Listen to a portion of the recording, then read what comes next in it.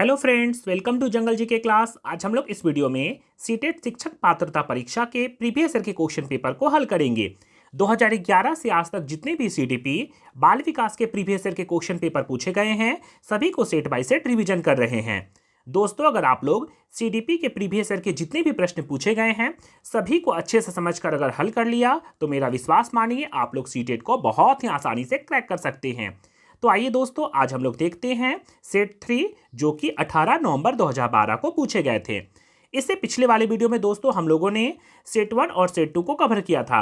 अगर आप लोगों ने नहीं देखा है तो प्लीज़ उन्हें जरूर जाकर देखें, जिसका लिंक मैं डिस्क्रिप्शन में डाल दूंगा। तो आइए दोस्तों, आज हम लोग देखते हैं सेट 3 का क्वेश्चन नंबर 1 को। क्वेश्चन नंबर 1 में पूछा गया था दोस्तों, निम्नलिखित में से कौन सा सूक्ष्म गति कौशल का उदाहरण है। क्या बोल रहा है, निम्नलिखित में से कौन सा सूक्ष्म गति कौशल का उदाहरण है। एक होता है सूक्ष्म गति कौशल और एक हम लोगों को पढ़ना है स्थूल गति कौशल। स्थूल गति कौशल का मतलब क्या होता है कि शरीर के पूरे भाग का उपयोग किया जाता है। मतलब कोई भी काम करने के लिए शरीर के पूरे भाग का उपयोग किया जाता है, जैसे कि दौड़ना, चढ़ना, कूदकना। अगर ये सब जब हम लोग काम करते हैं तो उसमें शरीर के पूरे भाग का उपयोग किया जाता है, उसे बोला जाता है स्थूल गति कौशल। और एक होता है सूक्ष्म गति कौशल, जिसमें शरीर के कुछ ही पार्ट का उपयोग किया जाता है उस काम को करने के लिए। जैसे कि सिलाई करना में केवल उंगली का उपयोग किया जाता है ना, तो वो सब कहलाएगा सूक्ष्म गति कौशल। और हमसे क्वेश्चन पूछा है निम्नलिखित में से कौन सा सूक्ष्म गति कौशल है, मतलब शरीर के कुछ पार्ट का उपयोग किया जाता है। चलिए देखते हैं। सबसे पहले उदाहरण में क्वेश्चन 1 में लिखा हुआ है लिखना। लिखने के लिए क्या करते हैं, उंगली का उपयोग करते हैं। और देख लेते हैं चढ़ना। जब हम लोग चढ़ते हैं तो उसमें पूरे शरीर का उपयोग करते हैं, इसका मतलब ये जाएगा स्थूल गति कौशल में, तो ये तो हो नहीं सकता है। दौड़ना, दौड़ते समय हम लोग शरीर के पूरे भाग का उपयोग करते हैं, मतलब ये भी तो नहीं होगा ना। फुदकना मतलब कूदना एक तरह से, उसमें भी शरीर के पूरे भाग का उपयोग किया जाता है। और हमसे पूछा था सूक्ष्म गति कौशल, इसका मतलब इसका क्या हो जाएगा सही आंसर, लिखना। चलिए दोस्तों, अब नेक्स्ट क्वेश्चन देख लेते हैं, क्वेश्चन नंबर 2 को। क्वेश्चन नंबर 2 में पूछा गया है किशोर खाली स्थान का अनुभव कर सकते हैं। किशोर खाली स्थान का अनुभव कर सकते हैं। किशोर जो है वो किसका अनुभव करेंगे। सबसे पहला लिखा हुआ है बचपन में किए गए अपराध के प्रति डर की भाव का। अपराध शब्द आएगा तो सबसे पहले काटना है कि बच्चे कभी अपराध नहीं करते, इसलिए अपराध शब्द अगर आएगा तो सबसे पहले काटना है। एकमात्र, अपराध, मूल्यांकन, केवल, ये सब देखते ही सबसे पहले काट देना है। फिर क्या लिखा हुआ है, आत्मसिद्धि का भाव। हाँ, ये हो सकता है, पहले आगे देख लेते हैं। जीवन के विषय में परितृप्ति, ये हो सकता है। चौथा ऑप्शन में लिखा हुआ है दुश्चिंता और स्वयं से सरोकार, तो इसका सही आंसर हो जाएगा ऑप्शन नंबर 4, दुश्चिंता और स्वयं से सरोकार। चलिए दोस्तों, नेक्स्ट क्वेश्चन आते हैं क्वेश्चन नंबर 3 से। क्वेश्चन नंबर 3 में पूछा गया था दोस्तों, शारीरिक रूप से अक्षम बच्चों को सामान्यतः खाली स्थान होता है। शारीरिक रूप से अक्षम मतलब काम करने के बिना लायक। शारीरिक रूप से अक्षम बच्चों को सामान्यतः होता है, क्या होता है, तो 4 ऑप्शन दिया हुआ है। पहला ऑप्शन में लिखा हुआ है डिसकैल्कुलिया, दूसरा ऑप्शन में लिखा हुआ है डिसलेक्सिया, तीसरा ऑप्शन में लिखा हुआ है डिसग्राफिया और चौथा ऑप्शन में लिखा हुआ है डिसथीमिया। दोस्तों, यहाँ से वेरी इंपॉर्टेंट है, यहाँ से हर बार क्वेश्चन पूछे जाते हैं। डिसकैल्कुलिया, डिसलेक्सिया, डिसग्राफिया और डिसथीमिया, इस टॉपिक को बहुत अच्छा से रिवीजन कीजिएगा, क्योंकि यहाँ से हर बार सीटेट एक क्वेश्चन पूछता है। चलिए करके देख लेते हैं। सबसे पहले पूछा है डिसकैल्कुलिया, मतलब ऑप्शन में दिया हुआ है डिसकैल्कुलिया। डिसकैल्कुलिया मतलब कैलकुलेशन, इसका मतलब गणित से कोई विकार अगर होगा तो उसको बोलेंगे डिसकैल्कुलिया, लेकिन गणित तो नहीं बोला है ना। फिर नेक्स्ट आगे लिखा हुआ है डिसलेक्सिया। डिसलेक्सिया मतलब होता है लेखन विकार, लेखन विकार, पठन विकार मतलब डिसलेक्सिया। नेक्स्ट अगर आते हैं तो लिखा हुआ है डिसग्राफिया। डिसग्राफिया का मतलब ही होता है पठन विकार। पठन विकार मतलब जैसे कि W को M समझ लेना है या 61 को 16 समझ लेना है, तो उसको क्या बोलेंगे, डिसग्राफिया। नेक्स्ट लिखा हुआ है डिसथीमिया। डिसथीमिया मतलब क्या होगा, इसमें होता है लेखन विकार और चित्रांकन विकार। लेखन विकार और चित्रांकन विकार का भी होगा तो उसको बोला जाएगा डिसथीमिया। तो उसमें क्या बोल रहा है, हम लोगों को बोला है शारीरिक रूप से अक्षम बच्चों को सामान्यतः खाली स्थान होती है, तो इसका सही आंसर क्या हो जाएगा, डिसग्राफिया। इसका सही आंसर हो जाएगा डिसग्राफिया। पढ़ना, लिखना, खेलना, अगर ये सब प्रॉब्लम अगर होता है तो इसका सही आंसर हो जाता है डिसग्राफिया, इसलिए इसका सही आंसर हो जाएगा। कभी कभी क्वेश्चन आप लोगों से पूछ लेगा कि डिसकैल्कुलिया में किसका विकार होगा, तो डिसकैल्कुलिया मतलब कैलकुलेशन मतलब गणित का विकार होगा।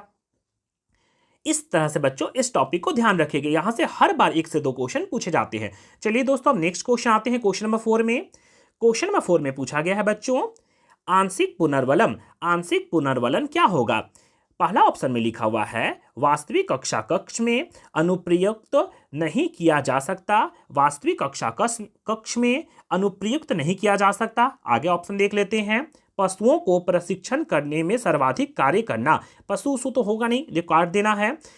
तीसरा ऑप्शन में लिखा हुआ सतत पुनर्वलन की अपेक्षा अधिक प्रभावी होती है, सतत पुनर्वलन की अपेक्षा अधिक प्रभावी होती है। हाँ, ये हो सकता है। चलिए आगे देख लेते हैं, सतत पुनर्वलन की अपेक्षा कम प्रभावी होती है। तो इसका सही आंसर हो जाएगा ऑप्शन नंबर 3। आंशिक पुनर्वलन जो है वो क्या होगा? आंशिक पुनर्वलन सतत पुनर्वलन की अपेक्षा, सतत मतलब लगातार पुनर्वलन की अपेक्षा अधिक प्रभावी होती है। कौन? आंशिक पुनर्वलन। इसलिए इसका आंसर हो जाएगा ऑप्शन नंबर 3। इसे ध्यान में रखिएगा। चलिए दोस्तों, अब नेक्स्ट क्वेश्चन आते हैं क्वेश्चन नंबर 5 में। क्वेश्चन नंबर 5 में पूछा गया था बच्चों, प्रतिभाशाली विद्यार्थी, इसको भी दोस्तों वेरी इंपॉर्टेंट टॉपिक है।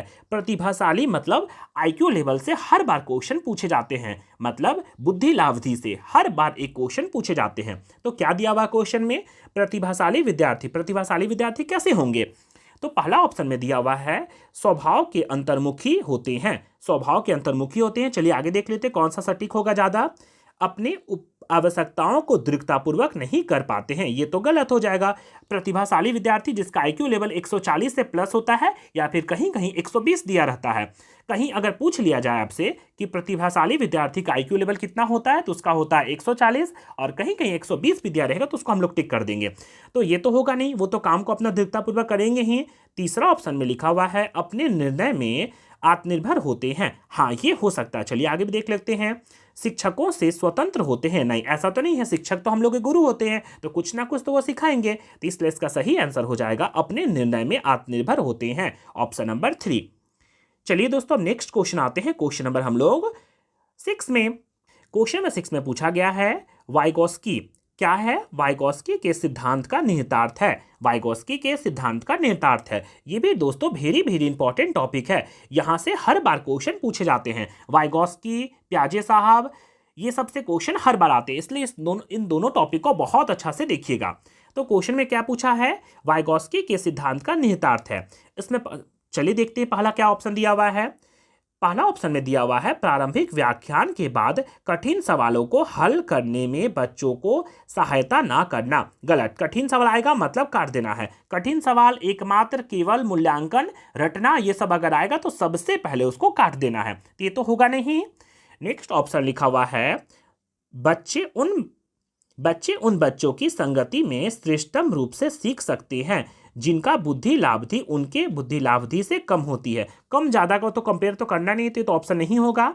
तीसरा ऑप्शन में लिखा हुआ है संयोगात्मक समस्या का समाधान, संयोगात्मक समस्या का समाधान, ये तो हो सकता है। चलिए आगे देख लेते हैं, प्रत्येक विद्यार्थी को व्यक्तिगत रूप से दक्ष कार्य करना, प्रत्येक विद्यार्थी को व्यक्तिगत रूप से दक्ष कार्य करना। तो इसका सही आंसर हो जाएगा संयोगात्मक समस्या समाधान। बच्चे जो है, वाइगोस्की साहब बोलते हैं कि बच्चे जो हैं वो सांस्कृतिक और सामाजिक क्रिया से अंतः क्रिया करके सीखते हैं, इसलिए इसका सही आंसर हो जाएगा संयोगात्मक समस्या समाधान। संयोग से समस्या का समाधान करते हैं, ऑप्शन नंबर 3। इसे भी ध्यान में रखिएगा। चलिए बच्चों, अब नेक्स्ट क्वेश्चन आते हैं क्वेश्चन नंबर 7 में। क्वेश्चन नंबर 7 में पूछा गया है चिंतन के सूचना प्रकरण सिद्धांत में निम्नलिखित चरण आते हैं। चिंतन के सूचना प्रकरण सिद्धांत में निम्नलिखित चरण आते हैं। 4 ऑप्शन दिया हुआ है, प्रतिक्रिया क्रियान्वयन, प्रतिक्रिया चयन, पूर्व प्रक्रम और श्रेणीकरण। इन चरणों को सही क्रम में कीजिए।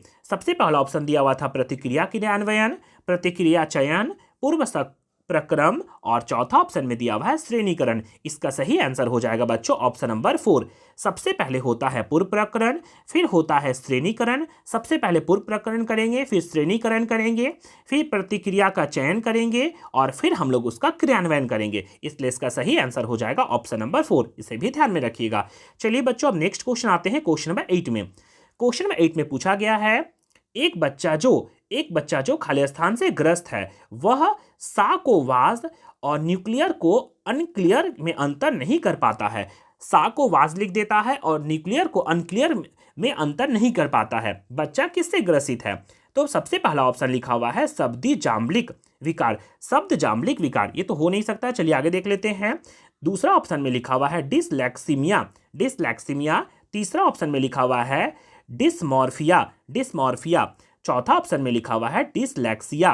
क्या ऑप्शन में लिखा है? डिसलेक्सिया। तो सबसे पहले हम लोग जान लेते हैं डिसमॉर्फिया को। यहां से क्वेश्चन बच्चों हर बार आता है, हम लोग इससे भी पहले क्वेश्चन किए ना, इससे डिसलेक्सिया, डिसकैलकुलिया, और हमसे फिर से क्वेश्चन यहां से पूछ दिया गया है। तो इसका सही आंसर हो जाएगा बच्चों, इसका सही आंसर ऑप्शन नंबर हो जाएगा 4, डिसलेक्सिया।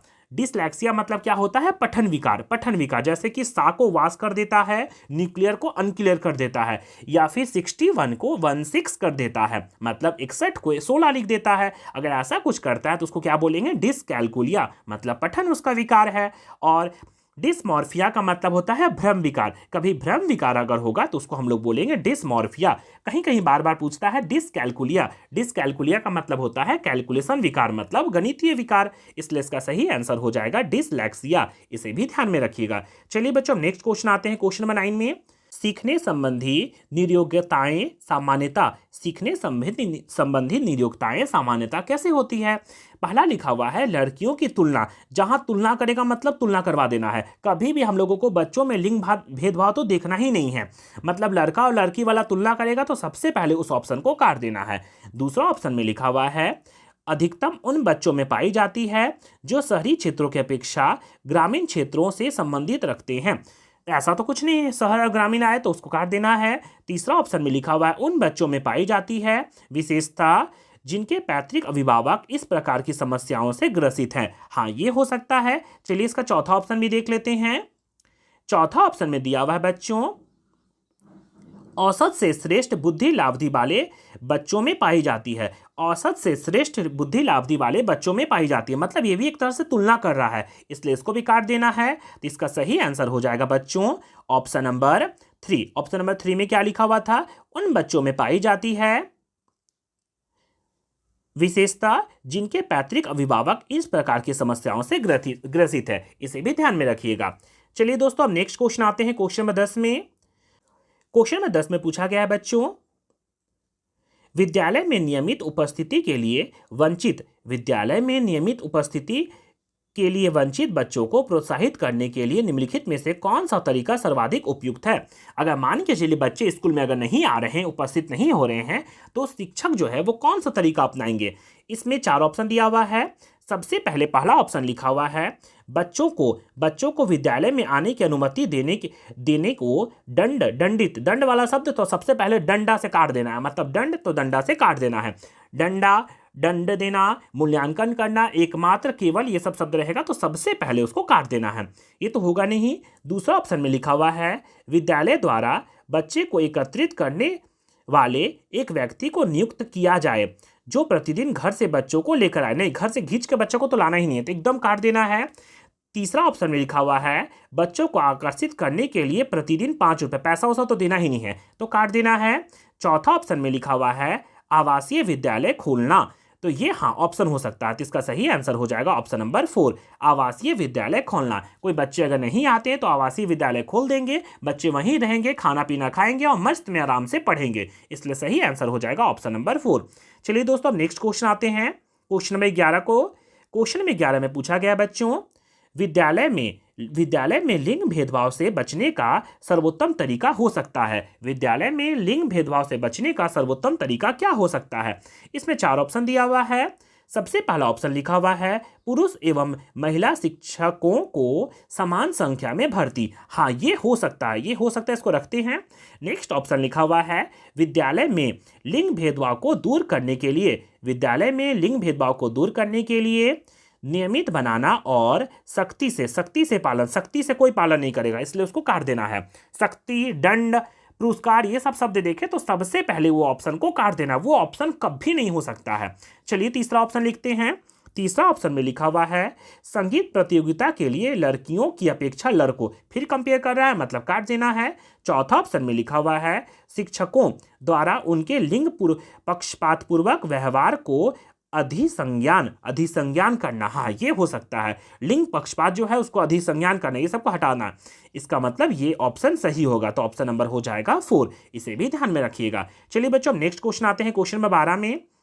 क्वेश्चन नंबर 12 में लिखा हुआ है बच्चों शैक्षणिक क्षेत्रों में निष्पादन के आधार पर शैक्षणिक क्षेत्रों में निष्पादन के स्तर को बढ़ाने का औचित्य स्थापन किस आधार पर किया जा सकता है? शैक्षणिक क्षेत्रों में निष्पादन के आधार पर शैक्षणिक क्षेत्रों में निष्पादन को बढ़ाने का औचित्य स्थापन किस आधार पर किया जा सकता है? इसमें 4 ऑप्शन लिखा हुआ है। पहला ऑप्शन में लिखा हुआ है यह व्यक्तिगत विभिन्नताओं को संतुष्ट करता है। दूसरा ऑप्शन में लिखा हुआ है यह हास्यकृत विद्यार्थियों के लिए प्रतिपूर्वक भेदभाव की नीति का अनुगमन करता है। गलत, भेदभाव शब्द देखना है तो भेदभाव कर देना है, मतलब उसको काट देना है। ये नेगेटिव शब्द है, ये इसलिए ये कभी हो नहीं सकता है। चलिए नेक्स्ट तीसरा ऑप्शन लिखा हुआ है बच्चों, यह सार्वभौमिक धारण को सुनिश्चित करता है। ये हो सकता है। चलिए आगे देख लेते हैं। यह हाथ से किए गए जाने वाले श्रम के प्रति सम्मान विकसित करता है। ये हो सकता है। तो इसका लेकिन सही आंसर ऑप्शन में हो जाएगा ऑप्शन नंबर पहला, यह व्यक्तिगत विभिन्नताओं को संतुष्ट करता है, इसलिए इसका सही आंसर हो जाएगा ऑप्शन नंबर 1। इसे भी ध्यान में रखिएगा। चलिए बच्चों, अब नेक्स्ट क्वेश्चन आते हैं क्वेश्चन नंबर 13 की ओर। क्वेश्चन नंबर 13 में लिखा हुआ है बच्चों, विद्यार्थियों के पोर्टफोलियो के लिए सामग्री का चयन करते समय खाली स्थान जरूरी होना चाहिए। विद्यार्थियों के पोर्टफोलियो के लिए सामग्री का चयन करते समय खाली स्थान जरूरी होना चाहिए। पोर्टफोलियो क्या होता है? तो बच्चों की दिन भर की दिनचर्या को देखभाल करने के लिए एक डायरी में नोट किया जाता है, शिक्षक द्वारा नोट किया जाता है। इसे बोला जाता है पोर्टफोलियो, कि बच्चे क्या कर रहे हैं, कैसा व्यवहार कर रहे हैं, कब पढ़ रहे हैं, इसी को लिखा जाता है उस डायरी में, उसे बोला जाता है पोर्टफोलियो। तो चलिए आगे देख लेते हैं। हमसे क्वेश्चन पूछा था, विद्यार्थियों के पोर्टफोलियो के लिए सामग्री का चयन करते समय खाली स्थान का जरूरत होना चाहिए। क्या होगा? विद्यार्थियों और समावेशन। दूसरा ऑप्शन में लिखा हुआ अभिभावक, तो अभिभावक का तो काम नहीं है, इसलिए कटकुट। विद्यार्थियों का बहिष्कार शब्द नेगेटिव काट देना है। अन्य शिक्षकों और समावेशन, ये भी काट देना है। इसका सही आंसर हो जाएगा ऑप्शन नंबर 1, विद्यार्थियों और समावेशन। क्या बोल रहा है? विद्यार्थियों के पोर्टफोलियो के लिए सामग्री का चयन करते समय विद्यार्थियों का समावेशन होना बहुत जरूरी है, इंक्लूसिव होना बहुत जरूरी है। इसका सही आंसर हो जाएगा ऑप्शन नंबर 1। इसे भी ध्यान में रखिएगा। चलिए बच्चों, अब नेक्स्ट क्वेश्चन आते हैं क्वेश्चन नंबर 14 में। क्वेश्चन नंबर 14 में पूछा गया बच्चों, वे शिक्षार्थी जो समृद्ध ज्ञान और शैक्षणिक दक्षता की हार्दिक इच्छा प्रदर्शित करते हैं उनके पास होता है। क्या होगा? निष्पादन परिहार अभिविन्यास, कार्य परिविहार अभिविन्यास, नैपुणता अभिविन्यास या निष्पादन उपागम अभिविन्यास। इसका सही आंसर हो जाएगा ऑप्शन नंबर 4, निष्पादन उपागम अभिविन्यास। इसे भी ध्यान में रखिएगा। चलिए बच्चों, नेक्स्ट क्वेश्चन आते हैं क्वेश्चन नंबर 15 में। क्वेश्चन नंबर 15 में पूछा गया बच्चों, शिक्षक खाली स्थान के अलावा निम्नलिखित सभी को करते हुए समस्या समाधान को विद्यार्थियों के लिए मजेदार बना सकते हैं। शिक्षक जो है किसको छोड़कर सभी को करते हुए समस्या समाधान को विद्यार्थियों के लिए मजेदार बना सकते हैं? क्या होगा? तो चलिए ऑप्शन देख लेते हैं। सबसे पहला ऑप्शन लिखा हुआ है, जब विद्यार्थी स्वयं से कोई कार्य करने की कोशिश करते हैं तो उनमें परिपूर्ण की अपेक्षा करने, ये हो सकता है। दूसरा ऑप्शन में लिखा हुआ है, मुक्त अंतः वाली सामग्री उपलब्ध कराकर, ये तो सही है। तीसरा ऑप्शन में लिखा हुआ मुक्त खेल के लिए समय देने, ये भी सही है। सृजनात्मक चिंतन के लिए असीमित अवसर उपलब्ध कराकर, ये भी सही है। इसका मतलब इसका सही आंसर हो जाएगा ऑप्शन नंबर 1। जब विद्यार्थी स्वयं से कोई कार्य करने की कोशिश कर रहे हैं तो उनसे परिपूर्ण की अपेक्षा तो करना ही नहीं है, मतलब इसका सही आंसर हो जाएगा ऑप्शन नंबर 1। विद्यार्थी अपने मर्जी से जो भी करे, इसलिए अपेक्षा कभी नहीं करना है, इसलिए इसका सही आंसर हो जाएगा ऑप्शन नंबर 1। इसे भी ध्यान में रखिएगा। चलिए बच्चों, नेक्स्ट क्वेश्चन आते हैं क्वेश्चन नंबर 16 में। क्वेश्चन नंबर 60 में पूछा गया था बच्चों, निम्नलिखित में से अंतःविषयक अनुदेशन का सर्वोकृत लाभ यह है कि, निम्नलिखित में से अंतःविषयक अनुदेशन का सर्वोकृत लाभ क्या है? पहला ऑप्शन में लिखा हुआ है, विद्यार्थियों को सीखे गए नए ज्ञान को बहु संदर्भों में अनुप्रयोग करने और सामान्यीकृत करने के अवसर दिए जाते हैं, ये हो सकता है। दूसरा ऑप्शन में लिखा हुआ है, प्रकरणों की विविधता जिन्हें परंपरागत पाठ्यचर्या से संबंधित किए जाने की आवश्यकता है से शिक्षकों के अभिभूत होने की कम संभावना होती है। तीसरा ऑप्शन में लिखा हुआ है, विद्यार्थियों में विभिन्न विषय क्षेत्रों के विशेष प्रकरणों के प्रति नापसंदगी विकास होने की कम संभावना होती है। चौथा ऑप्शन में लिखा हुआ है, पाठ योजना बनाने और गतिविधियों में शिक्षकों को अधिक लचीलापन अनुमित होती है, ये भी हो सकता है। इसका मतलब इसका सही आंसर हो जाएगा बच्चों, इसका सही आंसर हो जाएगा ऑप्शन नंबर 1। इसका सटीक आंसर ऑप्शन नंबर 1 बैठता है। विद्यार्थियों को सीखे गए नए ज्ञान को बहु संदर्भों के अनुप्रयोग करने और सामान्यीकृत करने के अवसर दिए जाते हैं। ऑप्शन नंबर 1, इसे भी ध्यान में रखिएगा। चलिए बच्चों, अब नेक्स्ट क्वेश्चन आते हैं क्वेश्चन नंबर 17 में। क्वेश्चन नंबर 17 में दिया गया है बच्चों, सफल समावेशन को निम्नलिखित की आवश्यकता होती है, सिवाय किसको छोड़कर सफल समावेशन को निम्नलिखित की आवश्यकता होती है। पृथक्करण शब्द देखना है तो सबसे पहले उसको काट देना है।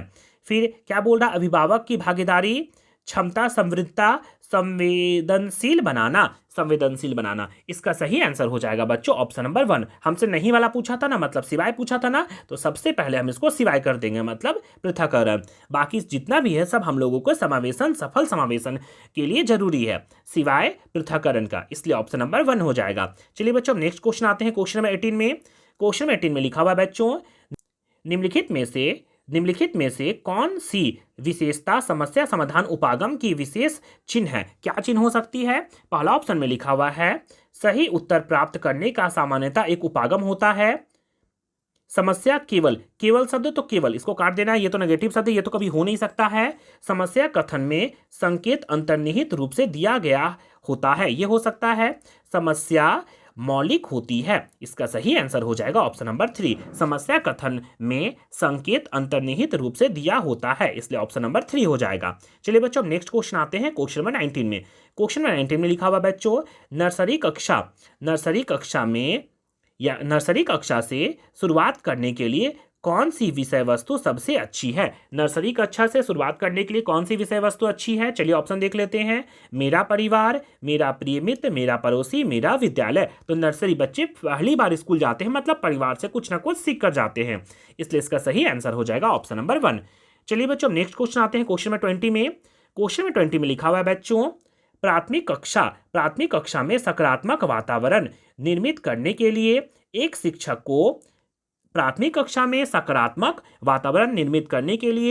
शिक्षक को क्या करना चाहिए। पहला ऑप्शन में लिखा हुआ, समूह गतिविधियों के दौरान समाज मिति के आधार पर उन्हें अपने समूह बनाने की अनुमति देनी चाहिए। दूसरा ऑप्शन में लिखा हुआ है, सकारात्मक अंतः वाली कहानियां सुनानी। कहानियां तो सुनाना नहीं है, इसलिए काट देना है। सुबह प्रत्येक बच्चों को अभिवादन करना चाहिए, ये हो सकता है। चलिए आगे देख लेते हैं। विभेद नहीं करना चाहिए और प्रत्येक बच्चों के लिए समान लक्ष्य सुनिश्चित करना चाहिए। हाँ, बच्चों में कभी विभेद नहीं करना चाहिए, इसलिए इसका सही आंसर हो जाएगा ऑप्शन नंबर 4। चलिए बच्चों, नेक्स्ट क्वेश्चन आते हैं क्वेश्चन नंबर 21 में। क्वेश्चन नंबर 21 में लिखा हुआ है बच्चों द्वारा की जाने वाली त्रुटियों के संबंध में निम्नलिखित में से कौन सा कथन सत्य है। बच्चों द्वारा त्रुटि करने वाले संबंध में निम्नलिखित में से कौन सा कथन सत्य है। इसमें 4 ऑप्शन दिए हुए हैं। सबसे पहला ऑप्शन लिखा हुआ है, एक शिक्षक को प्रत्येक त्रुटि पर ध्यान नहीं देना चाहिए, अन्यथा पाठ्यक्रम पूरा नहीं होगा। ये तो गलत है ना, त्रुटि पर ध्यान नहीं देंगे तो बच्चे सुधारेंगे कैसे। चलिए नेक्स्ट ऑप्शन लिखा हुआ है बच्चों, प्रत्येक त्रुटि को सुधारने में बहुत अधिक समय लगता है। एक शिक्षक के लिए थकान वाला तो हम तो नहीं जानते हैं वो चीज़, इसलिए बच्चा तो थकान ये सब शब्द नहीं जानते हैं, इसलिए कट कर देना है। तीसरा ऑप्शन में लिखा हुआ है, स्वयं बच्चों द्वारा त्रुटि को सुधारा जा सकता है, इसलिए शिक्षकों को उन्हें तुरंत ही नहीं सुधारना चाहिए। आगे देख लेते हैं। यदि एक शिक्षक कक्ष में सभी बच्चों की त्रुटियों को सुधारने योग्य नहीं है तो यह संकेत है कि शिक्षा की व्यवस्था असफल है। हाँ, शिक्षक अगर त्रुटि नहीं सुधारेंगे, इसका मतलब शिक्षा जो है, व्यवस्था जो है वो असफल है, इसलिए इसका सही आंसर हो जाएगा ऑप्शन नंबर 4। अगर मान के चलिए बच्चे नहीं पढ़ रहे हैं तो इसका मतलब स्कूल का जिम्मेदारी है। बच्चे स्कूल में अगर मान के चलिए दूसरे क्लास में जाना चाहते हैं तो हाँ, जाने दीजिए। मतलब आप ऐसा सोचिएगा कि बच्चे को पूरा छूट देना है। बच्चे दिल के सच्चे हैं, बच्चे को अपने ऊपर समझिएगा, ध्यान में रखकर कोई भी क्वेश्चन को सॉल्व कीजिएगा तो बहुत ही आसानी से सॉल्व हो जाएंगे। चलिए बच्चों, अब नेक्स्ट क्वेश्चन आते हैं क्वेश्चन नंबर 22 में। क्वेश्चन नंबर 22 में लिखा हुआ बच्चों, मोनिका जो गणित की शिक्षिका है, राधिका से एक प्रश्न पूछती है। राधिका ने कोई उत्तर ना मिलने पर वह तुरंत मोहन से दूसरा प्रश्न पूछती है। जब उसे महसूस होता है कि मोहन उत्तर बताने में संघर्ष कर रहा है तो वह अपने प्रश्न के शब्दों को बदल देती है। मोनिका की यह प्रदर्शित करती है कि, चार ऑप्शन दिया हुआ है, अपने सवाल के प्रति थोड़ा घबरा गई है। आगे देख लेते हैं, मोहन का पक्ष लेकर लिंग भूमिका। हाँ, ये हो सकता है, टीचर जो है वो लिंग भेदभाव करने लगी। अगर राधिका नहीं बताने सकी तो मोहन से पूछी, लेकिन मोहन का शब्द को बदल दी, मतलब इजी लैंग्वेज में पूछने लगी। इसलिए इसका सही आंसर हो जाएगा ऑप्शन नंबर 2। टीचर जो थी वो लिंग भेदभाव करने लगी, इसलिए इसका सही आंसर हो जाएगा ऑप्शन नंबर 2। चलिए बच्चों, नेक्स्ट क्वेश्चन आते हैं क्वेश्चन नंबर 23 में। क्वेश्चन नंबर 23 में लिखा हुआ है बच्चों, एक सशक्त विद्यालय अपने शिक्षकों में निम्नलिखित योग्यता में से किसे सर्वाधिक बढ़ावा देगा। एक सशक्त विद्यालय अपने शिक्षकों में निम्नलिखित योग्यता में से किसे सर्वाधिक बढ़ावा देगा। पहला ऑप्शन में लिखा हुआ है, प्रतिस्पर्धात्मक अभिवृत्ति, परीक्षण करने की प्रवृत्ति, स्मृति या अनुशासित स्वभाव। अनुशासित मतलब अनुशासन में तो रखना नहीं है बच्चे को, इसलिए काट देना है। तो इसका सही आंसर हो जाएगा बच्चों ऑप्शन नंबर 1, प्रतिस्पर्धात्मक अभिवृत्ति। इसलिए सही आंसर हो जाएगा ऑप्शन नंबर 1, इसे भी ध्यान में रखिएगा। चलिए बच्चों, नेक्स्ट क्वेश्चन आते हैं क्वेश्चन नंबर 24 में। क्वेश्चन नंबर 24 में पूछा गया था बच्चों, भाषा में अर्थ की सबसे छोटी इकाई क्या है। भाषा में अर्थ की सबसे छोटी इकाई क्या है। इसमें चार ऑप्शन दिया हुआ है बच्चों। सबसे पहला ऑप्शन में लिखा हुआ है स्वनिम, दूसरा ऑप्शन में लिखा हुआ संकेत प्रयोग विज्ञान, वाक्य रूपिम। इसका सही आंसर हो जाएगा बच्चों स्वनिम, जिसे हम लोग बोलते हैं ध्वनिग्राम भी। बच्चे या फिर भाषा में अर्थ की सबसे छोटी इकाई को बोला जाता है स्वनिम या फिर ध्वनिम, या फिर इसको फेनोम भी बोलते हैं, इसलिए इसे ध्यान में रखिएगा। क्या बोलते हैं, तो भाषा में अर्थ की सबसे छोटी इकाई को स्वनिम बोला जाता है। इसका सही आंसर हो जाएगा ऑप्शन नंबर 1।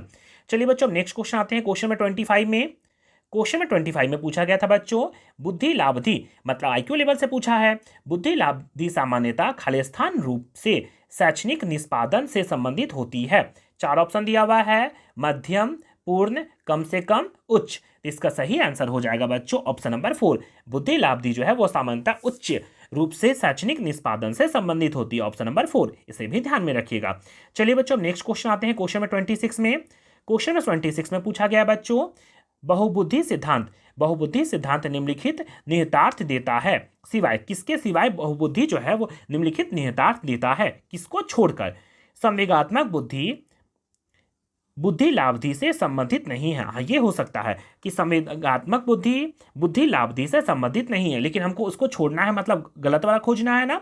दूसरा ऑप्शन में लिखा हुआ है, बुद्धि प्रकरण सक्रिय का एक विशिष्ट समुच्चय है जिसका उपयोग एक व्यक्ति द्वारा समस्या समाधान के लिए किया जाता है। ये हो सकता है। चलिए आगे देख लेते हैं, विषय को विभिन्न तरीकों से प्रस्तुत किया जा सकता है। ये तो सही है, विविध तरीकों से सीखने की आकलन प्रस्तुत किया जा सकता है, ये भी सही है। तो इसका आंसर हो जाएगा ऑप्शन नंबर 2। बुद्धि प्रक्रमण सक्रियाओं का एक विशिष्ट समुच्चय है जिसका उपयोग एक व्यक्ति द्वारा समस्या समाधान के लिए किया जाता है, इसलिए इसका सही आंसर हो जाएगा ऑप्शन नंबर 2, इसे भी ध्यान में रखिएगा। चलिए बच्चों, नेक्स्ट क्वेश्चन आते हैं क्वेश्चन नंबर 27 में। क्वेश्चन 27 में दिया हुआ है बच्चों, सीखने के लिए आकलन निम्नलिखित में से ध्यान है। सीखने के लिए आकलन निम्नलिखित का ध्यान है सिवाय, किसको छोड़कर, विद्यार्थियों की आवश्यकताओं, विद्यार्थियों की त्रुटियों, विद्यार्थियों की अधिगम शैलियों, विद्यार्थियों की क्षमताओं। इसका सही आंसर हो जाएगा बच्चों ऑप्शन नंबर 1, विद्यार्थियों की आवश्यकताओं। बच्चे तो त्रुटि करते हैं ना, अधिगम शैली भी होता है, विद्यार्थी की क्षमता भी होती है कुछ सीखने की, इसलिए इसका सही आंसर हो जाएगा ऑप्शन नंबर 1, विद्यार्थियों की आवश्यकताओं। चलिए बच्चों, अब नेक्स्ट क्वेश्चन आते हैं क्वेश्चन नंबर 28 में। क्वेश्चन नंबर 28 में लिखा हुआ बच्चों, एक जुड़वा भाइयों में से एक को सामाजिक आर्थिक रूप से धनग्रह परिवार मतलब पैसे वाले द्वारा गोद लिया जाता है और दूसरे को निर्धन परिवार मतलब गरीब द्वारा गोद लिया जाता है। एक वर्ष के बाद उनके बुद्धि लाब्धियों के बारे में निम्नलिखित में से क्या आकलन होने की सर्वाधिक संभावना है। दो को जुड़वा बच्चा है, एक को अमीर आदमी के द्वारा गोद लिया जाता है, दूसरे को गरीब आदमी के द्वारा गोद लिया जाता है, और एक वर्ष के बाद उनके बुद्धि लाब्धि के बारे में निम्नलिखित में से क्या आकलन होने की सर्वाधिक संभावना है। अब गरीब अमीर तो मतलब नहीं है, बच्चा पढ़ने चाहे तो कहीं भी पढ़ सकते हैं। तो चलिए आगे देख लेते हैं। पहला ऑप्शन में लिखा हुआ है, धनी सामाजिक आर्थिक परिवार वाले लड़के की अपेक्षा करना है, मतलब अपेक्षा तो करना नहीं है, इसलिए इसको काट देना है। सामाजिक आर्थिक स्तर बुद्धि लाब्धि को प्रभावित नहीं करते। चलिए आगे देख लेते हैं। निर्धन सामाजिक परिवार के लड़के की अपेक्षा धनी सामाजिक परिवार आर्थिक परिवार वाला लड़का अधिक अंक अपेक्षा करना, काट देना। दोनों समान रूप से अंक वाला तो बात ही नहीं किया, इसलिए इसको काट देना है। तो इसका सही आंसर हो जाएगा ऑप्शन, सामाजिक आर्थिक मतलब पैसा उसा जो है वो बुद्धि लाभदी पर कोई प्रभाव नहीं करता है, इसलिए इसका सही आंसर हो जाएगा ऑप्शन नंबर 2। चलिए बच्चों, अब नेक्स्ट क्वेश्चन आते हैं क्वेश्चन नंबर 29 में। क्वेश्चन नंबर 29 में लिखा गया बच्चों, निम्नलिखित में से कौन सा सीखने के लिए अधिकतम रूप से अभिप्रेय करता है? निम्नलिखित में से कौन सा सीखने के लिए अधिकतम रूप से अभिप्रेरित करता है? क्या अभिप्रेरित करेगा सीखने के लिए? बहुत सरल या कठिन लक्ष्यों का चयन की प्रवृत्ति। कठिन ये सब शब्द रहेगा तो सबसे पहले उसको काटना है, कठिन ये सब नहीं होना चाहिए। फिर दूसरा ऑप्शन में लिखा हुआ है लक्ष्यों को प्राप्त करने में व्यक्तिगत संतुष्टि। तीसरा ऑप्शन में लिखा हुआ है बाह्य कारक। चौथा ऑप्शन में लिखा हुआ है असफलता से बचने के लिए अभिप्रेरणा। ये तो हो नहीं सकता है, तो इसका सही आंसर हो जाएगा बच्चों ऑप्शन नंबर 2, लक्ष्यों को प्राप्त करने में व्यक्तिगत संतुष्टि, ऑप्शन नंबर 2। इसे भी ध्यान में रखिएगा। चलिए बच्चों, अब लास्ट क्वेश्चन हम लोग देख लेते हैं, क्वेश्चन नंबर 30। क्वेश्चन 30 में लिखा हुआ है बच्चों, 16 वर्षीय बच्चा बुद्धि लाभदी परीक्षण में 75 अंक प्राप्त करता है। 16 वर्षीय बच्चा जो है वो बुद्धि लाभदी में 75 अंक प्राप्त करता है। उनका मानसिक आयु क्या है? उसका मानसिक आयु क्या होगा? ये बच्चों बुद्धि लाभदी मतलब IQ चार्ट से पूछा गया है। इसको कैसे हल करेंगे बच्चों? तो इसको हल करने का एक सूत्र होता है। क्या होता है सूत्र? तो बुद्धि लाभदी बराबर सूत्र होता है मेंटल एज मतलब मानसिक आयु बटा करेंट आयु गुना क्या कर देंगे 100। अब आराम से सॉल्व कर सकते हैं। बुद्धि लाभदी कितना दिया हुआ है? तो बुद्धि लाभदी दिया हुआ है 75 बराबर मेंटल एज कितना दिया हुआ? तो मेंटल एज हमको निकालना है MA मेंटल एज, और करेंट एज कितना बता रहा है? तो उसका 16 वर्ष बता रहा है, तो 16 गुना क्या लगा देंगे 100। अब आराम से सॉल्व कर लेंगे। 25 तिया 75, 25 चौके 100, 4 एकम 4, 4 चौके 16। अब तिरछा तिरछी गुना कर देंगे तो 4 तिया 12 मतलब मेंटल एज मानसिक आयु इसका कितना हो जाएगा? तो इसका हो जाएगा मानसिक आयु 12 वर्ष। ये इसका हो जाएगा करेक्ट आंसर। इस तरह के क्वेश्चन को बच्चों आप इस फॉर्मूला के द्वारा आसानी से निकाल सकते हैं। इस तरह से बच्चों आज हम लोगों ने टोटल 30 क्वेश्चन कंप्लीट कर लिया। बच्चों अगर आप लोग CDP के क्वेश्चन को अच्छा से कंप्लीट कर लेते हैं 30 क्वेश्चन को, तो आप लोग लैंग्वेज पेपर हो या फिर गणित या सामाजिक विज्ञान हो या फिर EVS हो, उसमें आप लोग आराम से पेडागोजी के क्वेश्चन को हल कर सकते हैं। इसलिए CDP को बहुत ही ध्यान से पढ़िएगा, और CDP के जितने भी क्वेश्चन आते हैं सब प्रीवियस ईयर से पूछे जाते हैं, इसलिए प्रीवियस ईयर वाले क्वेश्चन को ज़्यादा फोकस कीजिएगा। धन्यवाद।